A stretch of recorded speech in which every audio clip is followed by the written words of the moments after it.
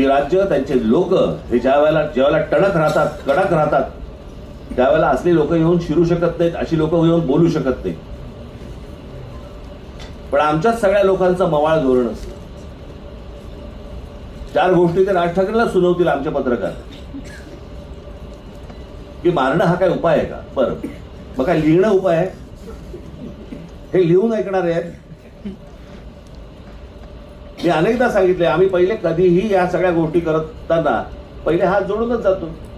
नाही ऐकलं तर हात सोडून जातो. परंतु ह्या प्रकारचं ज्या वेळेला वातावरण तयार होतं राज्यामध्ये, त्यावेळेला तुम्ही इतर राज्यांचे पत्रकार, इतर राज्यांचे सगळ्या राजकीय पक्षांचे नेते, सगळे लोक आणि जनता ती कशी एकवटते त्यांच्या भाषेसाठी आणि त्यांच्या गोष्टींसाठी, हे कधीतरी आपण बघणार आहोत की नाही? आज इथं ताई तुम्ही म्हणालात की मराठी शाळांच्या बद्दल कोणाला आस्था आहे, कोणाला काय? आत्ता 1 मे आहे ना, परवा दिवशी 1 मे आहे ना. मी दरवर्षी तिकडे सकाळी जातो. 1 मे हा दिवस कसला दिवस आहे? महाराष्ट्र दिन म्हणजे काय? मुंबईसह संयुक्त महाराष्ट्र झाला तो दिवस ना. म्हणजे मी मुंबईच्या बाहेरच्या लोकांनी तिकडे यावं वगैरे वगैरे, आला तर आनंदच आहे.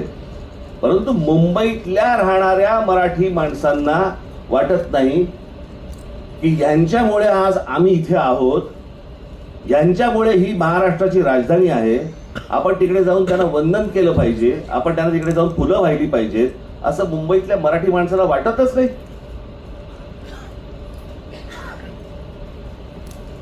इतक्या लोकांनी ही मुंबई महाराष्ट्राची राहावी म्हणून रक्त सांडलं.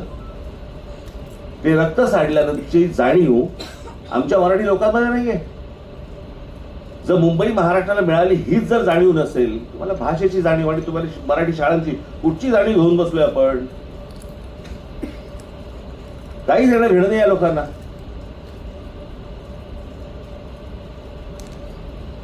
ज्या वेळेला लोकांना कळेल की 1 मेला तिकडे बाबा महासागर आलाय तिथे मराठी माणसांचा, की ज्यांच्यामुळे आम्हाला ही सगळी मुंबई मिळाली आहे, ज्यांच्यामुळे आमचं हे अस्तित्व आहे, त्यांना 4 फुलं वाहण्यासाठी म्हणून ज्यावेळेला लोक, मराठी माणसं ज्यावेळेला तिकडे मोठ्या प्रमाणावरती एकवटतील ना, त्यावेळेला मी समजीन की तुमच्या जाणीवा जिवंत आहेत. नाहीतर रोजच्या रोज तुमचे पंख छाटले जाणार, तुमची पिसं काढली जाणार आणि तुमच्या हातामध्ये काही उरणार नाही.